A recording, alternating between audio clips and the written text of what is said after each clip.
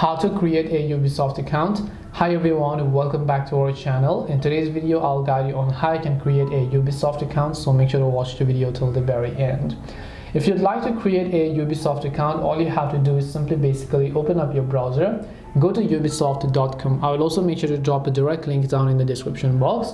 Once you've done that, just make sure to tap the profile icon from the top right hand side of the screen. Then you're going to be able to land on this page, as you can find it here, where it will ask you to log in. But since we're learning to create an account, we will just tap the create an account option, as you can find it here.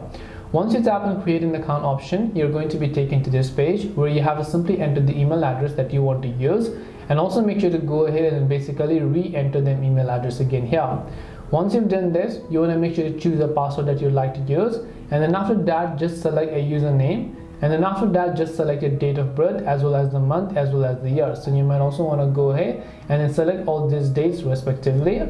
Now once you've done all this process, what you want to do is just agree to the terms and conditions, tap and create a Ubisoft account, and your Ubisoft account will be successfully created. This way you can create a Ubisoft account. Hope this video was very helpful. If you have any questions, feel free to leave them down. Thank you for watching and see you in the next video.